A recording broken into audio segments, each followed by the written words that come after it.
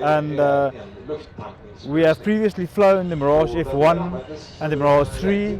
Those were upgraded to Cheetahs, and after that era, the Air Force decided to buy a new aircraft, and the choice, as we all know, was Gripen.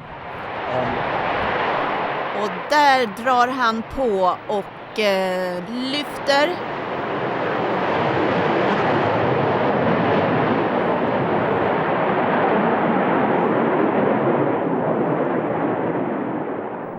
Men, vad är detta? Har det hänt någonting? Är det redan slut? Han kommer in för landning. Redan? Nej, han bara spexade. Nu drar han iväg för sin imponerande flyguppvisning.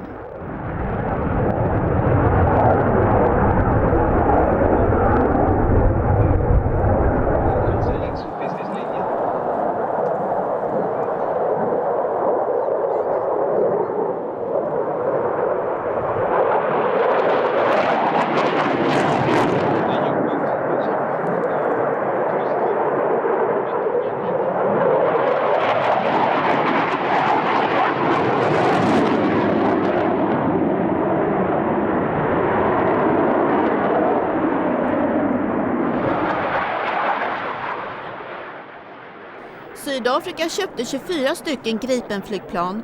Av dem var 9 stycken tvåsitsiga. Gripen är det mest exporterade av de moderna europeiska flygsystemen. Enligt Saab så står sig Gripen i tuff priskonkurrens.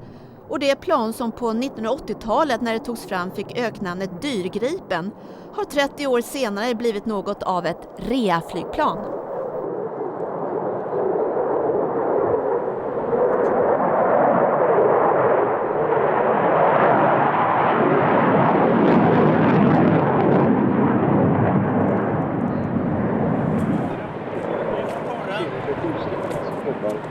Och är höjdstyrda.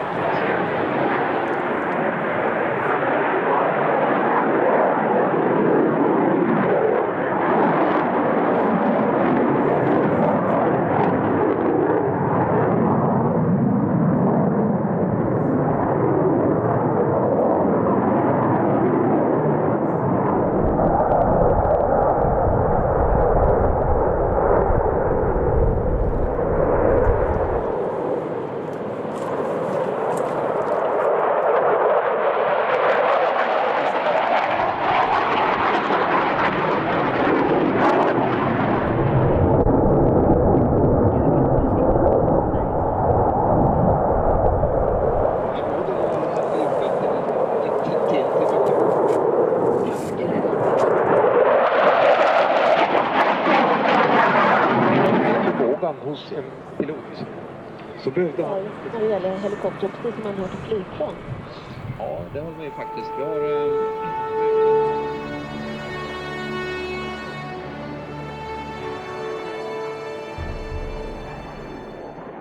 Lars Martinsson är här och flyger för Swedish Air Force Historic Flight. Har flugit Hawker Hunter sedan 10 år tillbaka. Och förra veckan flög jag in mig på tunnan. Har flugit ungefär 5 timmar tunnan, en 8-9 pass. Deltog igår då med tunnan på lördagen, både med 6-grupp och enskild. De ideellt arbetande eldsjälarna vid F10s kamratförening renoverade på 90-talet ett museiflygplan till flygbart skick. Och sedan dess så har skönsången från Ghost-motorn förgyllt flygdagarna. Tunnan känns ju till Österrike. Tunnan blev uppmärksam hade då satt upp flygflottiljen F22 i början av 60-talet i Kongo. Och i september månad 1954 så lämnade en tunna fabriken varje vardag.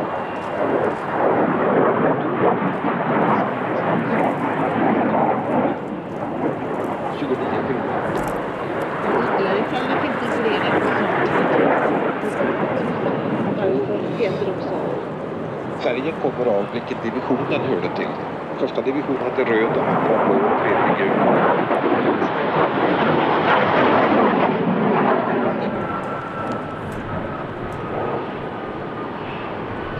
kärnan ser rätt lika ut. När vi ser dem i profil så här så ser man att schemat inte så stort. Liksom flygande tunnan så ingår J-34 Hawker Hunter och J-32 Lansen i Swedish Air Force Historic Flight med bas på F7 Såtenäs. Huntern är ett engelskt jaktflygplan från 50-talet som används av många flygvapen. I svenska flygvapnet fick det tjänstgöra i mitten av 50-talet i väntan på den stora svenska innovationen J-35 Draken. Den här Huntern är målad och märkt så som J-34 såg ut på F9 Säve i början på 60-talet. Den svenska J-32 Lansen utvecklades av Saab under det så kallade kalla kriget och totalt tillverkades 450 Lansenplan. Här ser vi piloten Alf Ingesson Thor bryta sig loss för att inleda sitt enskilda program. Lansen utvecklas ursprungligen som attackflygplan men senare kom att användas även som spanings- och jaktversion som den vi ser här.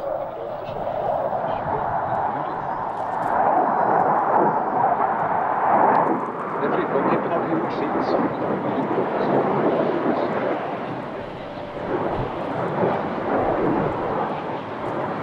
vi har en influgen och det är Alf Ingesson Thor. Behövs alltså lite fler yngre piloter kanske till Swedish Air Force? Det är 100 år sedan Carl Cederström, den så kallade flygbaronen, startade den första svenska flygskolan här på Malmen. En flygskola som än idag finns kvar, nu som Försvarsmaktens flygskola för blivande stridspiloter. Och här ser vi 9 stycken SK-60. Det är skolflygplanet som de använder för den grundläggande och taktiska flygutbildningen. Idag så startar de blivande piloterna direkt på jetflygplanet SK-60. Upptäcka hur kul det är att flyga. Här har de delat upp sig så att 3 stycken har lämnat och kvar har vi en grupp som är misstänkt likt Team 60.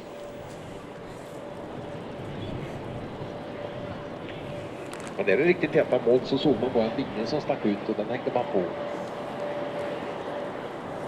Jag tycker det är så gott att se dem. Och det är ett tag sedan vi har fått njuta av gruppen Team 60 på den svenska flygdagshimlen. Och det känns riktigt, riktigt gott att se den här gruppen här igen, trots att de inte kallar sig Team 60. Pass på, här kommer spitten. Jag tror att de kommer där som helst. Varsågod.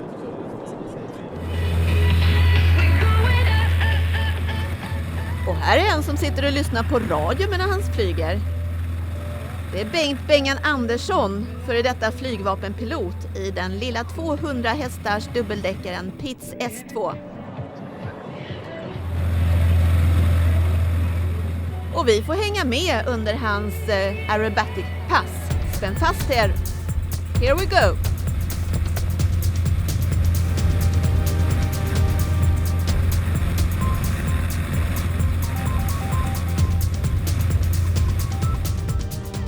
Den här lilla dubbeldäckaren Pitts S2 konstruerades speciellt för avancerad flygning och dominerade konstflygtävlingar på 70-talet och en bra bit in på 80-talet.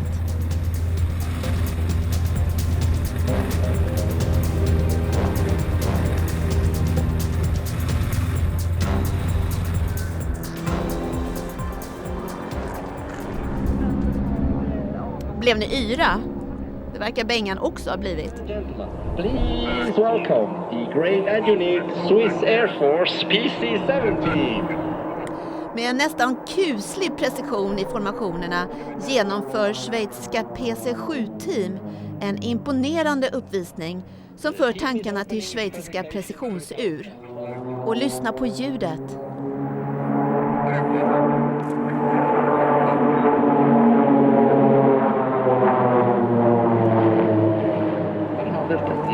knots or 340 kilometers per hour.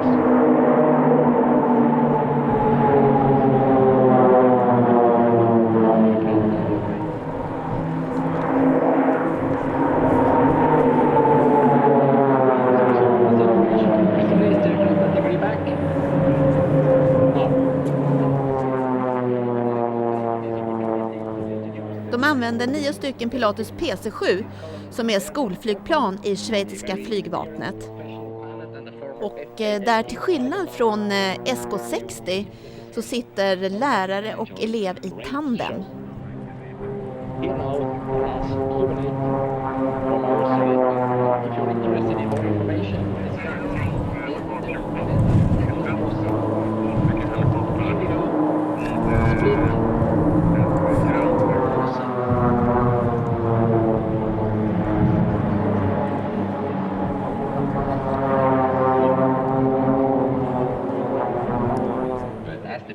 Och här ser vi en spin.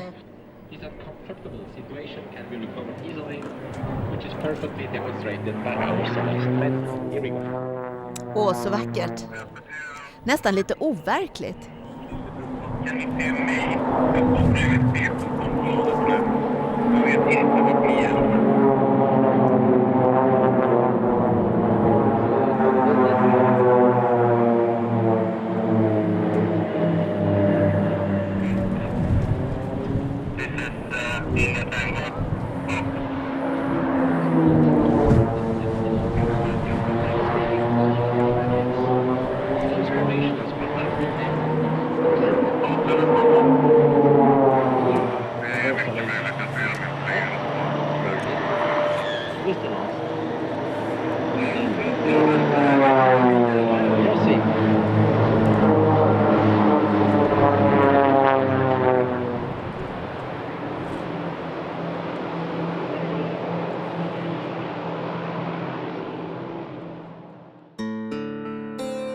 På tal om schweiziska precisionsur, här kommer Breitling Wing Walking Team.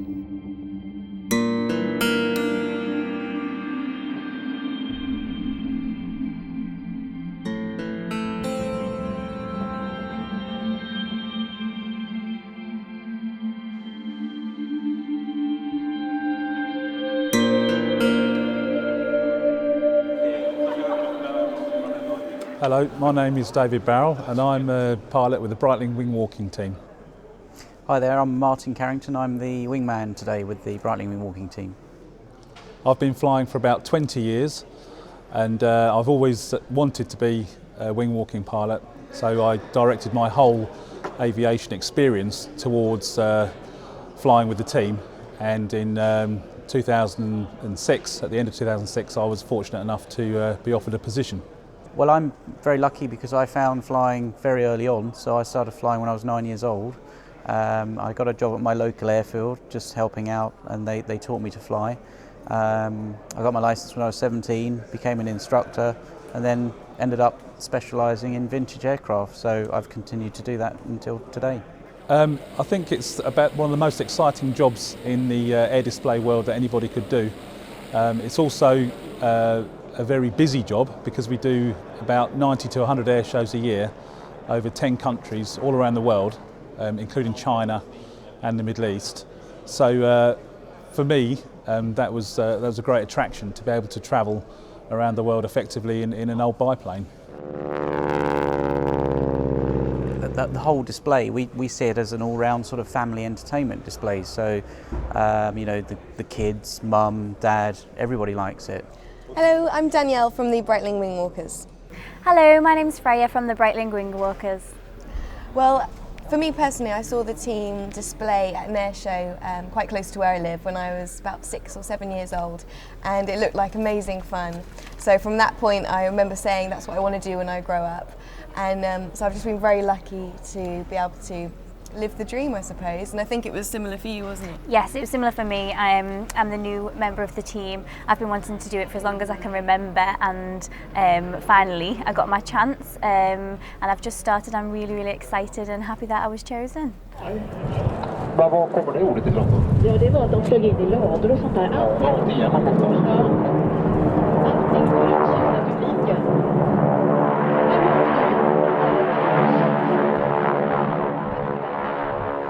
Det ser riktigt vingligt ut och lite läskigt. Jag är verkligen inte avundsjuk på tjejerna.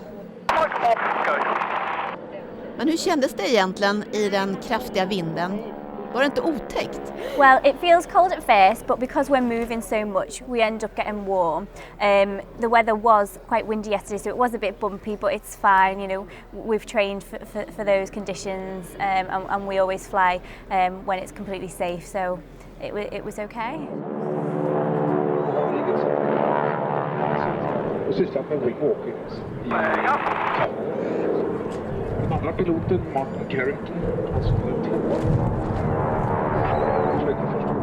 Boeing Stearman användes som skolflygplan i amerikanska flygvapnet, ungefär som Tiger-motten i engelska flygvapnet. Och det var det här flygplanet som man lärde sig flyga på innan man gick över på P-51 Mustangen bland annat.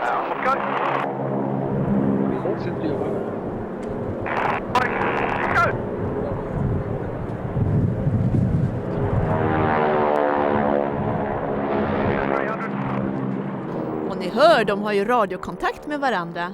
Och det är för att de ska kunna synkronisera manövrarna. Och här vinkar både piloterna och tjejerna och tackar för sig.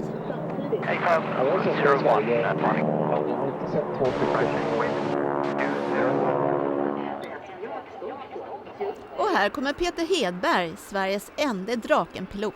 Det är dags för piloten igen. Ja. Vad ska du göra där uppe idag? Ja, det blir lite förhoppningsvis höghöjdsprogrammet då med lite looping och rollar och lite blandade småhopp. Och man pratar engelska, man flyger i flygvapnet. Ledaren ligger Nilsson, det ligger divisionsmästare.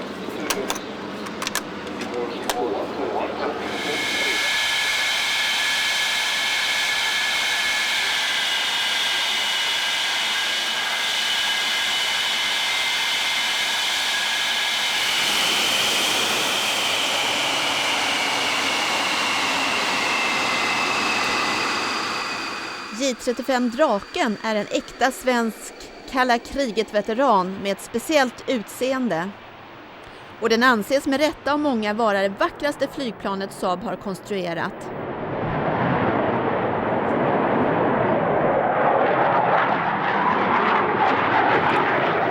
Det är den enda flygande J35 Draken som finns kvar i landet av totalt 600 byggda mellan 1955 och 77.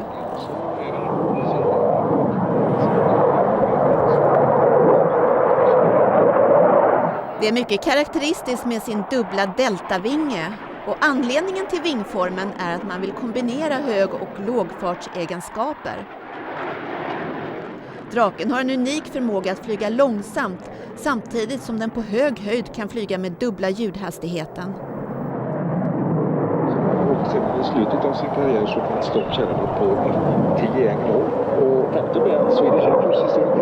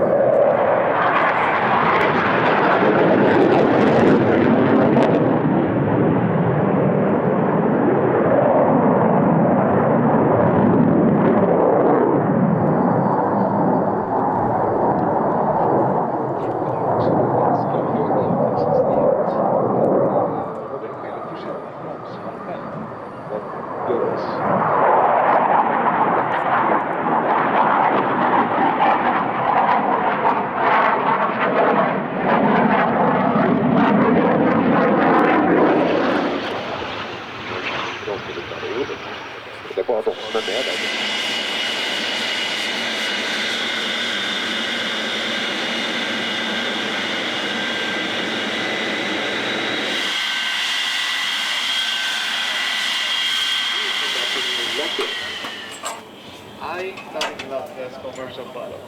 Okay. So I can be touched later in the aircraft.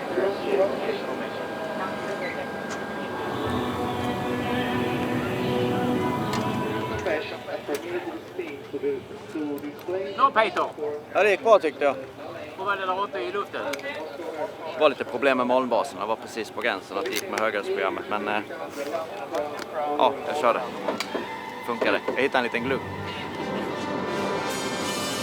Okej, då har vi Baltic Bees från Lettland på gång.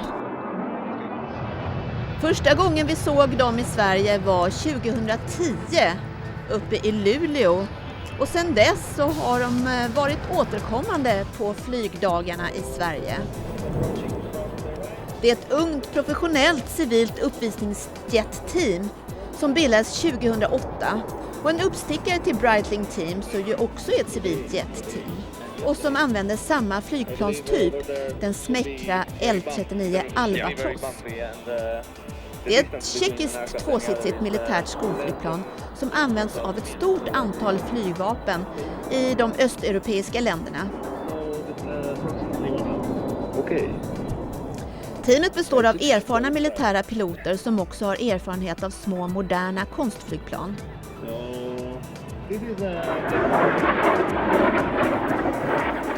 Hemmabasen är Tukums flygfält i Lettland. Och vi gillar extra mycket att den är målad i de svenska färgerna. Marschfarten är ungefär 900 km i timmen.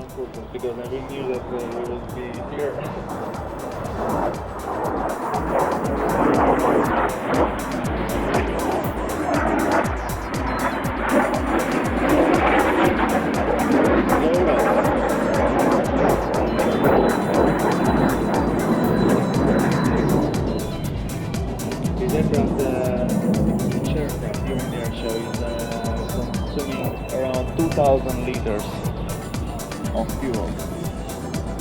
Here we go from the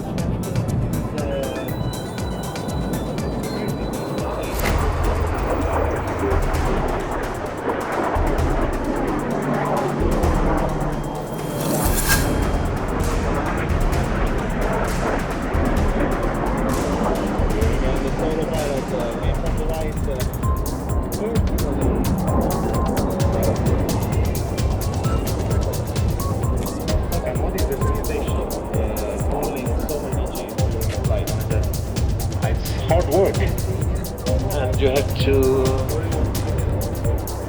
tense your tummy, your legs, to the pressure. Get up to the right. The formation is landing.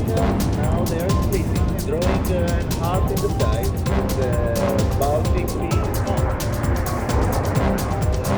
They're throwing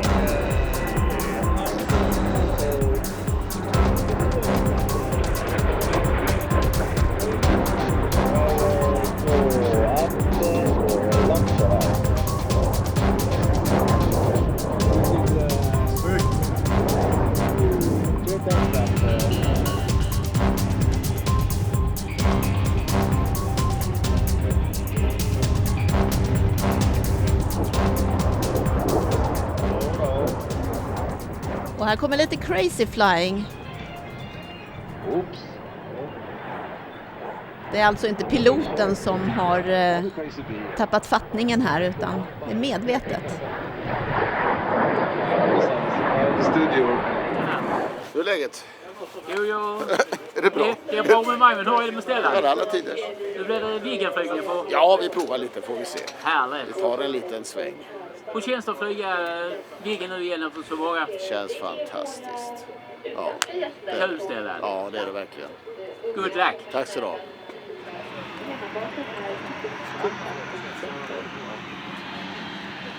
Det här är faktiskt deras andra besök i Sverige. Mikael Karlsson vill också flyga Viggen. Ja, han ska bara kolla om allting är autentiskt. Alessandro Sorano, warm and welcome to us.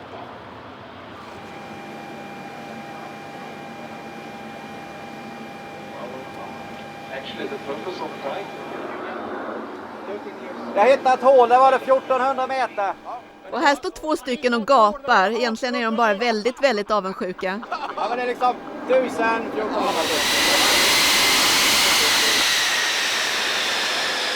Nu så, äntligen! Det som alla väntat på.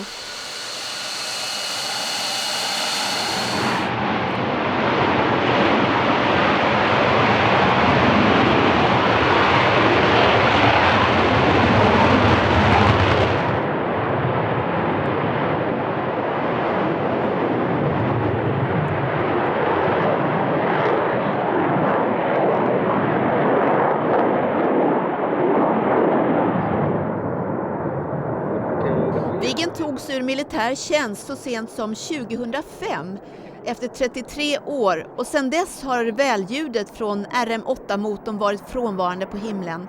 Men i mars 2012 blev det äntligen ändring på det. När föreningen Swedish Air Force Historic Flight efter hårt arbete fick till stånd att operera den här AJ-37 på civilt register.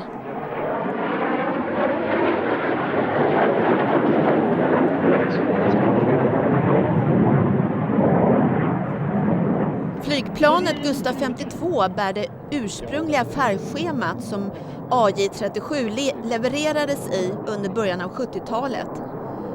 Det välbekanta fyrfärgskanalet